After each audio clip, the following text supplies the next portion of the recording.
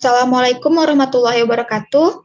Baiklah, kami dari kelompok 4 dari kelas A akan mempresentasikan tugas mata kuliah analisa farmasi yang diampu oleh Profesor Dr.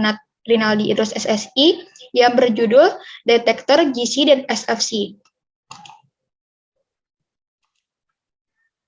Adapun anggota dari kelompok kami, yang pertama saya sendiri, Cut Puspita Salsabila Syahrani, lalu ada Najah Nafisah, Alia Hafia Halim, dan Yolanda Naca Indria.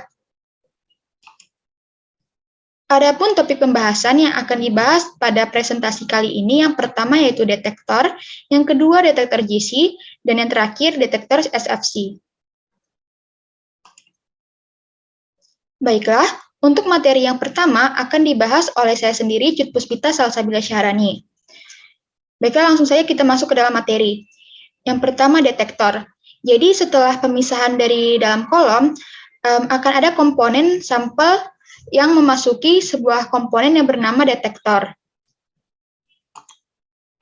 Nah, detektor itu merupakan perangkat yang diletakkan pada ujung kolom tempat keluar fase gerak atau gas pembawa yang membawa komponen hasil pemisahan. Detektor pada kromatografi ini adalah suatu sensor elektronik yang berfungsi untuk mengubah sinyal gas pembawa dan komponen-komponen di dalamnya menjadi sinyal elektronik. Nah, sinyal elektronik detektor ini akan sangat berguna untuk analisis kualitatif maupun kuantitatif terhadap komponen-komponen yang terpisah di antara fase diam dan fase gerak. Nah, sebuah detektor digunakan untuk memantau aliran outlet dari kolom, sehingga saat komponen mencapai outlet, jumlah komponen dapat ditentukan. Nah, fungsi detektor yang pertama yaitu dapat mendeteksi seluruh senyawa yang telah terpisahkan dari kolom secara kualitatif dan kuantitatif, tergantung pada kebutuhan analisis. Nah, jadi detektor ini dapat mendeteksi melalui dua macam cara analisis, yaitu secara kualitatif maupun kuantitatif. Yang kedua, memantau aliran outlet dari kolom, sehingga saat komponen mencapai outlet, jumlah komponen dapat ditentukan. Jadi, detektor ini dapat memonitor gas pembawa yang keluar dari kolom agar jumlah komponen dapat ditentukan saat mencapai outlet atau saat telah terpisahkan dari kolom. Nah, lalu fungsi dari detektor itu mengubah sinyal gas pembawa dan komponen-komponen di dalamnya menjadi sinyal elektronik. Nah, yang udah kita bilang tadi, sinyal elektronik ini akan sangat berguna untuk analisis kualitatif maupun kuantitatif terhadap komponen-komponen yang terpisah di antara fase diam dan fase gerak. Nah, adapun karakteristik ideal dari detektor, yang pertama yaitu memiliki sensitivitas yang tinggi. Nah, jadi detektor yang ideal itu harus memiliki kepekaan yang tinggi. Lalu yang kedua itu tingkat noise rendah atau tingkat latar belakang rendah, atau bisa kita bilang juga tingkat kebisingan atau latar belakangnya itu kecil. Yang ketiga itu respons linear terhadap rentang dinamis yang luas, lalu respons yang baik untuk semua komponen organik, ketidakpekaan untuk variasi aliran dan perubahan suhu, stabilitas dan kekasaran, operasinya mudah dijalankan, dan yang terakhir itu identifikasi senyawa positif. Baiklah, kita masuk kepada materi yang kedua, yaitu detektor GC atau gas kromatografi. Yang biasa kita sebut juga itu kromatografi gas.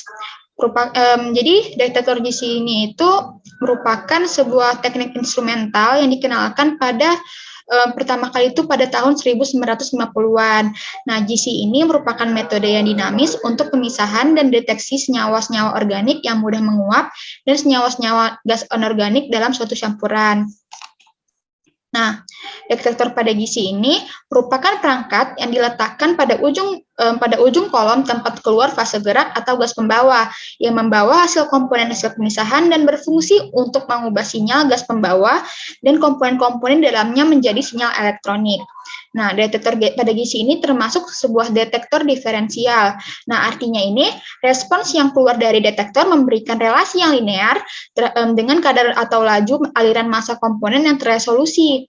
Nah, kromatogram yang merupakan hasil pemisahan fisik komponen-komponen oleh GC ini akan disajikan oleh detektor sebagai deretan luas puncak terhadap waktu. Nah, adapun jenis-jenis detektor dari GC ini, yang pertama itu ada TCD atau Thermal Conductivity Detector, yang kedua FID atau Flame Ionization Detector, yang ketiga itu FPD atau Flame Photometric Detector, Yang keempat itu ada FTD atau Flame Thermionic Detector, dan yang terakhir itu ada ACD atau Electron Capture Detector. Yang pertama itu TCD atau Thermal Conductivity Detector.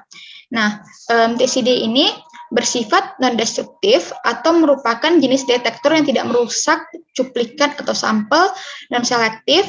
Batas terkecil pendeteksiannya itu 10⁻⁵ gram per mili, dan prinsipnya itu menggunakan prinsip konduktivitas termal yang tergantung pada komposisi gas.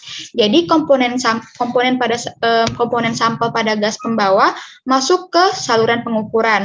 Sebuah saluran kedua berfungsi sebagai channel referensi di mana hanya gas pembawa murni yang dapat mengalir. Kabel elektrik tahan panas yang terletak di kedua saluran. Lalu perbedaan konduktivitas termal antara aliran kolom limbah atau komponen sampel dalam karir gas dan aliran referensi dari gas pembawa sendiri, menghasilkan proporsional sinyal tegangan yang mempunyai perbedaan. Sinyal sebanding dengan konsentrasi komponen sampel. Nah, detektor jenis ini itu yang paling banyak digunakan dalam GC. Akan tetapi, jika dibandingkan dengan detektor GC yang jenis lain, detektor ini tuh dianggap kurang sensitif. Dari semua detektor, hanya detektor jenis inilah yang merespons apapun yang senyawa yang dicampur dengan gas pembawa.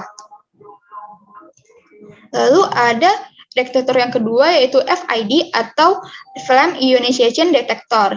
Nah, detektor ini itu bersifat destruktif atau merupakan jenis detektor yang dapat merusak cuplikan atau sampel. Dia itu juga dapat mendeteksi semua senyawa organik. Batas terkecil pendeteksiannya itu 2 kali 10⁻11 gram per mili. Prinsipnya itu mendeteksi komponen yang sudah terionisasi melalui proses ionisasi dalam pembakaran. Ion-ion ini dikumpulkan dan diubah menjadi arus listrik. Nah, detektor jenis ini tuh banyak digunakan karena memiliki sensitivitas yang tinggi, rentang dinamis linear yang lebar, dan memiliki respon yang baik pada hampir semua senyawa organik. Lalu yang ketiga itu FPD atau Flame Photometric Detector. Nah, detektor jenis ini tuh banyak digunakan untuk senyawa fosfor ataupun sulfur. Jadi dia itu bersifat destruktif atau merupakan jenis detektor yang dapat merusak cuplikan atau sampel, selektif terhadap senyawa sulfur dan fosfor organik. Batas terkecil pendeteksiannya itu 2 kali 10⁻12 gram per mili. Prinsipnya adalah senyawa yang mengandung sulfur atau fosfor dibakar dalam nyala hidrogen atau oksigen, maka akan terbentuk spesies yang tereksitasi dan menghasilkan suatu emisi yang spesifik yang dapat diukur pada panjang gelombang tertentu. Nah, yang keempat itu ada FTD atau Flame Thermionic Detector. Nah, detektor jenis ini hanya merespons senyawa yang mengandung nitrogen dan fosfor organik. Nah, dia itu bersifat destruktif atau merupakan jenis detektor yang dapat merusak cuplikan dan sampel, selektif terhadap senyawa nitrogen dan fosfor organik. Batas terkecil pendeteksiannya itu 2 kali 10⁻10 gram per mili. Prinsipnya itu pembakaran senyawa komponen kemudian direaksikan dengan garam rubidium, dan respon listrik yang dihasilkan akan diperkuat dan dikonversi menjadi suatu tegangan. Nah, jika dibandingkan detektor jenis FTD dengan FID, detektor emisi thermionic ini memiliki sensitivitas 50 kali lebih besar untuk nitrogen dan 500 kali lebih besar untuk fosfor. Nah, yang terakhir itu jenis detektornya itu ACD atau Electron Capture Detector. Nah, ACD ini banyak diaplikasikan untuk senyawa elektrofilik seperti senyawa nitrogen, teroksigenasi, dan terhalogenisasi.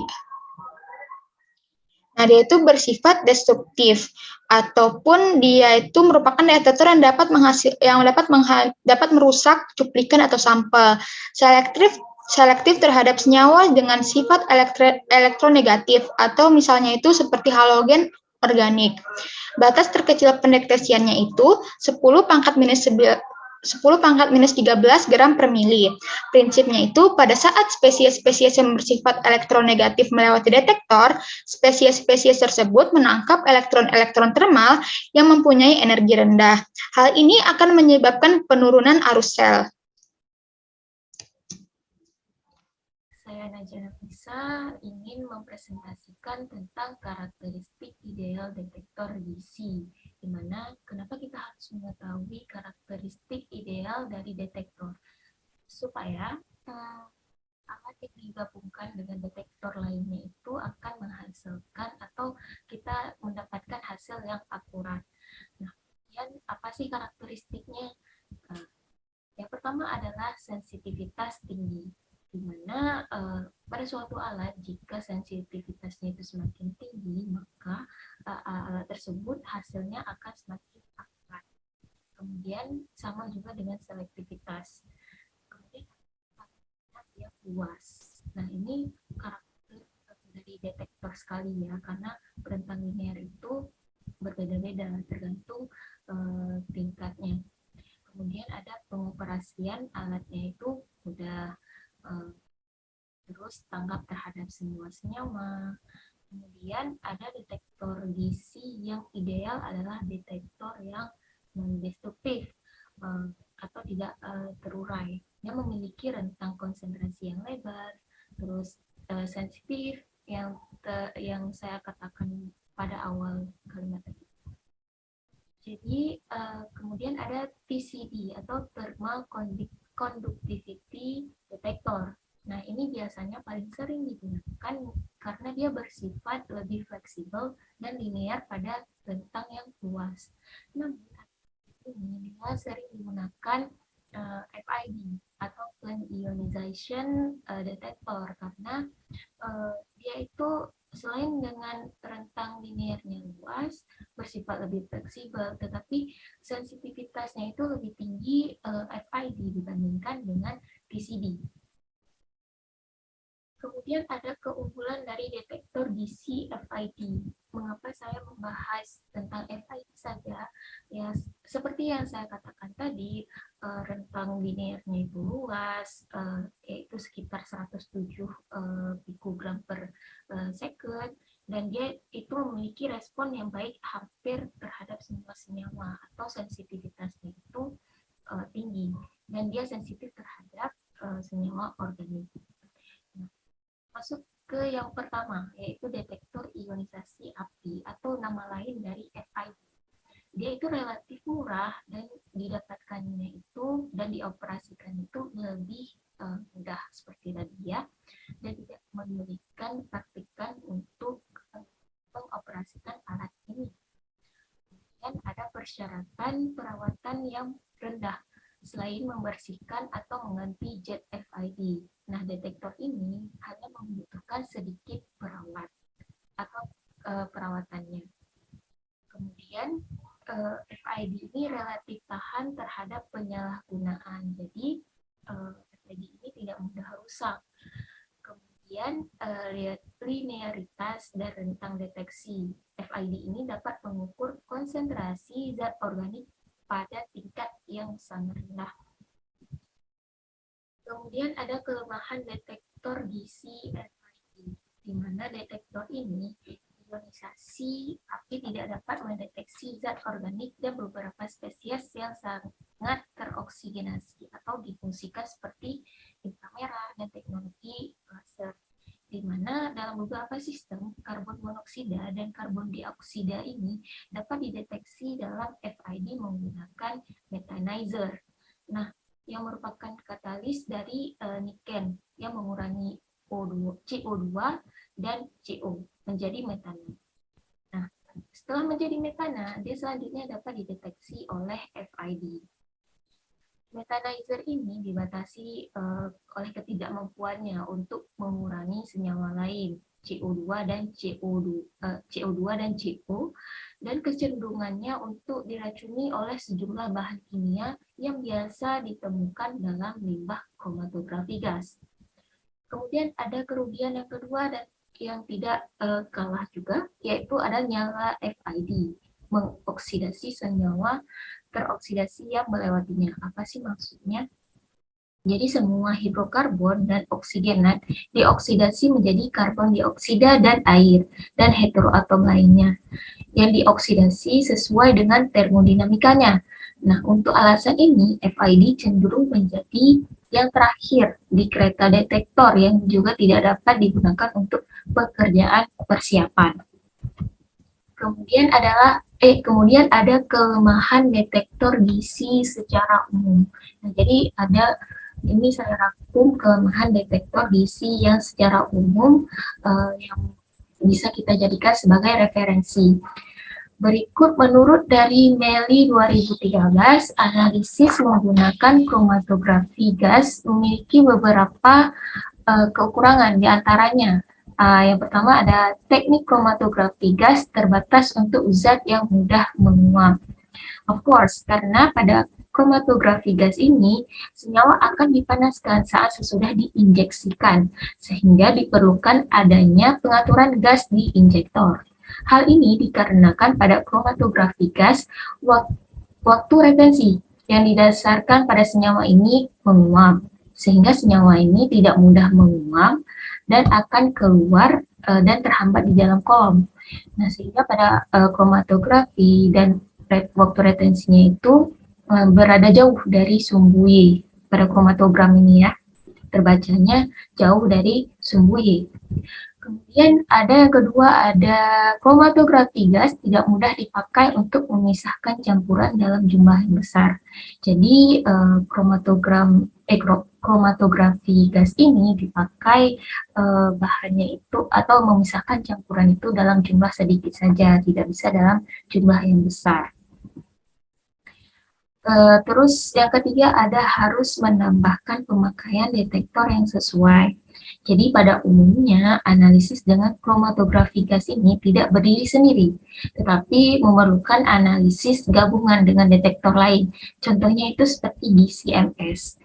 Nah, jadi untuk meningkatkan keakurasiannya, misalnya seperti jenis-jenis detektor tadi, dia ada TCD, NS, FID, ACD, HFD, GDD, GDD. Penggunaan detektor ini juga perlu dilihat karakteristiknya. Apakah cocok digabungkan, apakah dia bersifat non-destruktif atau destruktifkah. Kemudian yang terakhir ada tidak cocok untuk mendeteksi senyawa yang mengandung gula. Nah, ini benar sekali teman-teman, di mana kandungan gula itu ketika dia dipanaskan akan menjadi karamel kan. Nah, ketika dia membentuk karamel, dia akan mengendap.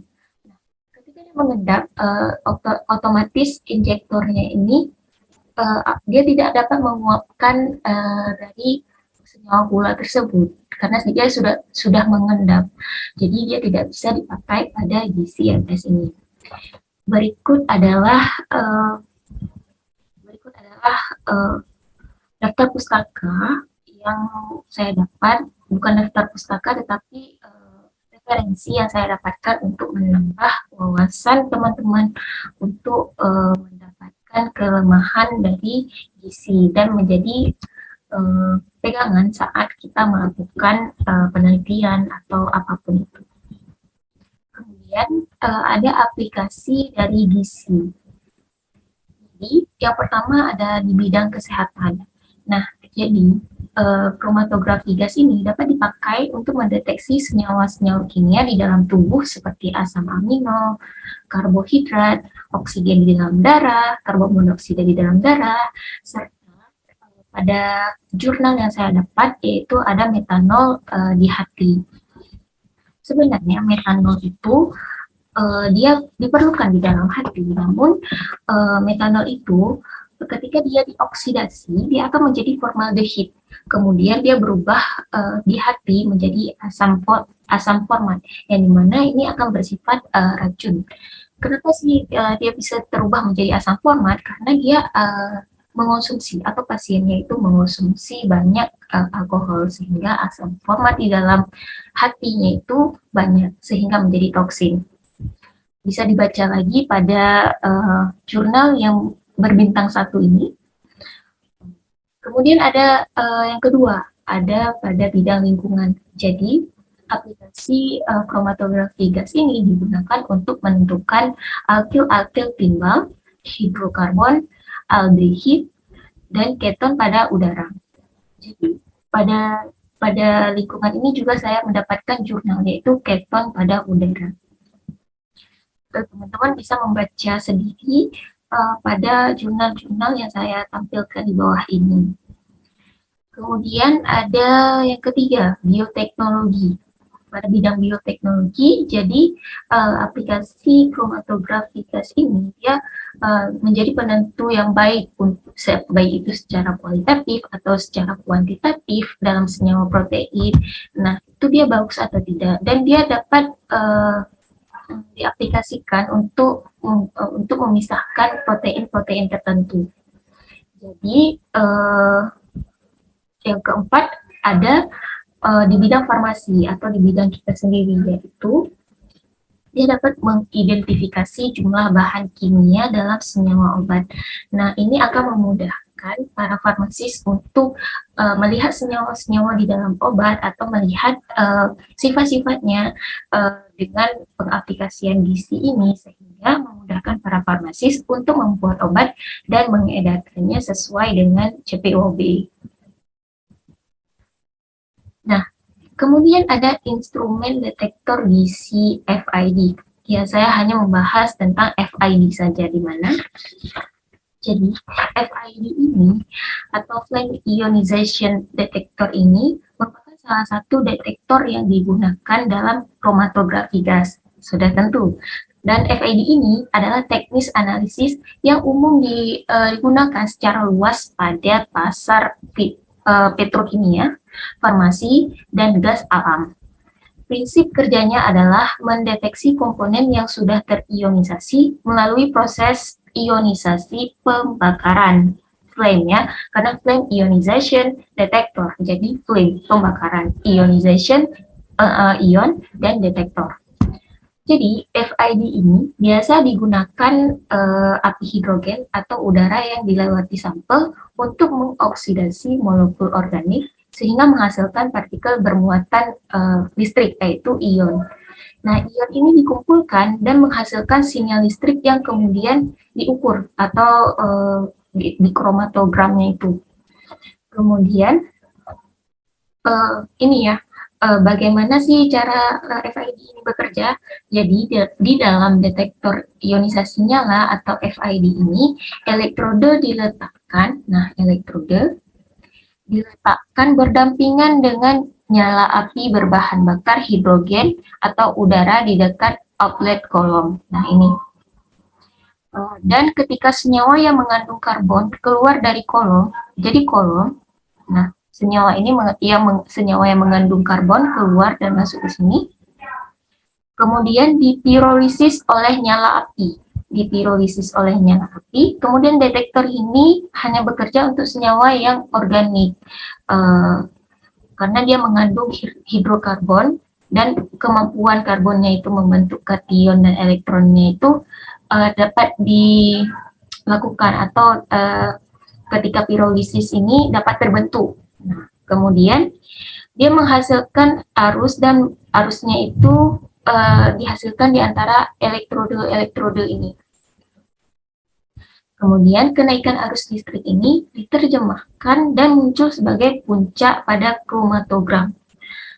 FID mempunyai limit deteksi rendah atau hanya beberapa pikogram per second saja, tapi dia tidak mampu menghasilkan ion dan karbon yang mengandung gugus karbonil.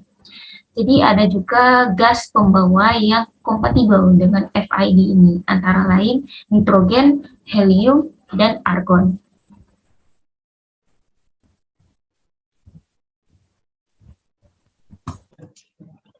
Baik, terima kasih. Perkenalkan, nama saya Alia Fihalin dengan NPM 2008 1090100006. Adapun pada kesempatan kali ini saya akan menjelaskan tentang detektor dari SFC atau supercritical fluid chromatography atau kromatografi cairan superkritis. Nah, supercritical fluid chromatography merupakan sebuah bentuk kromatografi yang memiliki fase gerak berupa gas pada kondisi superkritis dan fase diam berupa cairan yang diisi pada jaringan padat. Adapun sifat dari cairan superkritis ini adalah sebagai berikut. Yang pertama, terjadi di atas suhu kritis dan tekanan kritis atau di atas titik kritis. Nah, titik kritis ini merupakan suatu titik suhu yang mana fase gas dan fase cairnya ini tidak dapat dibedakan. Kemudian yang kedua, menunjukkan sifat gas dan cair untuk kepadatan, koefisiensi difusi, dan viskositas. Kemudian cairan superkritis ini merupakan suatu pelarut yang sangat baik, berharga murah, tidak berbahaya, dan tidak beracun. Nah, kemudian dapat dengan mudah dihilangkan dengan proses penguapan. Dan mempunyai sifat seperti gas atau cairan sehingga dapat membuat fase gerak yang hebat dan memiliki sifat kekuatan pelarut yang baik seperti cairan, difusi yang tinggi lebih baik dari cairan, viskositas yang rendah, dan tegangan permukaan yang rendah seperti gas. Pada kromatografi gas, terdapat jenis fase gerak gas pada kondisi superkritis. Hal inilah yang dinamakan dengan kromatografi cairan superkritis. Pada kondisi ini, fase gerak gas diberi tekanan dan temperatur tertentu sehingga kondisi gas mencapai fase superkritis. Kromatografi ini ditemukan pada tahun 1985 dan merupakan perpaduan dari teknik HPLC dan GC, serta menggabungkan keunggulan dari keduanya. Prinsip dari kromatografi ini yaitu berdasarkan pada perbedaan distribusi komponen-komponen di antara dua fasa dengan menggunakan fluida superkritis sebagai fase gerak. Nah, adapun fluida superkritis yang digunakan sebagai fase gerak, yang digunakan itu dapat berupa CO2 atau karbon dioksida, amonia, nitrogen oksida, etana, pentana, diklorodifluorometana, dietil ether, dan tetrahidrofuran. Akan tetapi yang paling sering digunakan yaitu karbon dioksida karena merupakan pelarut yang baik untuk molekul organik dan dapat meneruskan sinar UV, tidak berbau, mudah diperoleh, dan harganya murah. Nah, salah satu komponen dari kromatografi ini ada detektor. Nah, detektor ini berfungsi untuk mendeteksi komponen-komponen yang keluar dari kolom setelah terjadi proses pemisahan. Respon dari detektor inilah yang nanti akan menghasilkan sebuah isyarat yang dapat terkuantisasi sehingga diperoleh suatu kromatogram atau hasil. Nah, jenis-jenis detektor yang dimiliki oleh SFC atau kromatografi cairan superkritis ini, yang pertama ada detektor UV atau ultraviolet yang prinsip kerjanya ini dengan memanfaatkan interaksi antara materi dengan cahaya yang memiliki panjang gelombang tertentu. Kemudian ada MSD atau mass selective detector. Mass selective detector ini memiliki prinsip kerja dengan menggunakan interfase di antara kolom dan detektor yang berfungsi menurunkan tekanan kolom menjadi tekanan atmosfer. Kemudian ada FID atau detektor ionisasi nyala yang mempunyai prinsip berdasarkan ionisasi suatu molekul di dalam nyala. Kemudian ada nitrogen fosfor detektor atau NPD yang prinsip kerjanya berdasarkan keselektifan terhadap senyawa-senyawa yang mengandung nitrogen dan fosfor. Kemudian ada aplikasi dari kromatografi fluida superkritis pada bidang farmasi, pertanian, dan pangan. Yang pertama ada kromatografi fluida superkritis ini dapat diterapkan untuk pemisahan berbagai bahan seperti obat-obatan, herbisida, pestisida, produk alami, serta makanan. Dan kemudian teknik SFC ini sangat berguna untuk pemisahan serangkaian dimetil polisiloksan dan oligomer. Pemisahan oligomer pada sulfatan non-ionik seperti Tifton X100 dapat dilakukan dengan fase gerak karbon dioksida dengan metanol 1% sebagai modifier.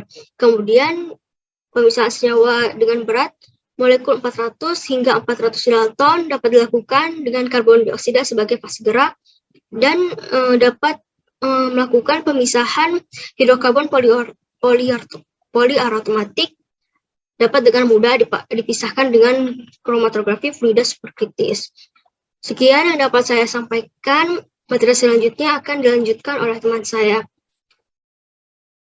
Baiklah, selanjutnya saya Yolanda Naca Indria akan menjelaskan tentang karakteristik detektor SFC. Di sini pertama, karakteristik detektor SFC ultraviolet atau UV. Sini pertama dia bersifat non-destruktif, sering digunakan karena cocok digunakan pada banyak golongan analit.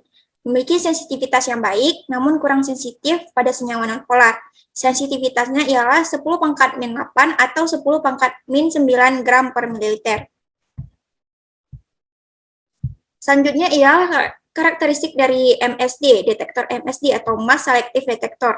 Di sini dia bersifat destruktif, batas linearitasnya 10 pangkat 5 gram, memiliki batas deteksi minimum 10 pangkat min 12 gram, dan mampu memberikan data senyawa yang belum diketahui. Kemudian ada juga karakteristik dari detektor FID atau detektor ionisasi nyala. Di sini ia bersifat destruktif, memiliki sensitivitas yang tinggi, batas linearitasnya ialah 10 pangkat 6 gram, batas jumlah minimum yang dapat dideteksi ialah 10 pangkat min 10 gram, dan dapat digunakan pada hampir senyawa organik. Selanjutnya ialah karakteristik dari NPD atau detektor nitrogen fosfor. Di sini NPD atau detektor nitrogen fosfor memiliki sifat destruktif, selektif terhadap senyawa yang mengandung gugus N dan P, batas linearitasnya 10 pangkat 4 gram, batas jumlah minimum yang dapat dideteksi ialah 10 pangkat min 12 gram. Kemudian ada keunggulan dari detektor SFC. Di sini saya akan menjelaskan tentang keunggulan dari detektor FID atau detektor ionisasi nyala. Yang pertama, ia memiliki keunggulan yaitu kepekaannya yang lebih besar. Waktu tanggapnya lebih singkat, cukup stabil dan tak peka terhadap suhu hingga 400 derajat Celcius, memberikan respon yang linear pada rentang konsentrasi yang cukup lebar, hingga 10 pangkat 6, dan memberi respon terhadap hampir semua senyawa organik. Selanjutnya, kelemahan detektor SFC ialah pertama tidak mampu dalam mengelusi senyawa ionik moderat atau senyawa yang sangat polar, yaitu namun dapat diatasi dengan menambahkan fluida lain sebagai modifier. Yang kedua ialah jika menggunakan detektor FID, NPD atau spektrometer massa, maka diperlukan interface kolom detektor yang berfungsi untuk menurunkan tekanan kolom menjadi tekanan atmosfer secara perlahan. Jadi di sini kami menggunakan beberapa sumber. Yang pertama ialah jurnal kimia karangan dari Astuti, selanjutnya ialah makalah kromatografi gas dari Fayekti, dan analisa instrumentasi dari Santosa. Mungkin cukup sekian yang dapat kami sampaikan. Lebih dan kurang kami mohon maaf. Assalamualaikum warahmatullahi wabarakatuh.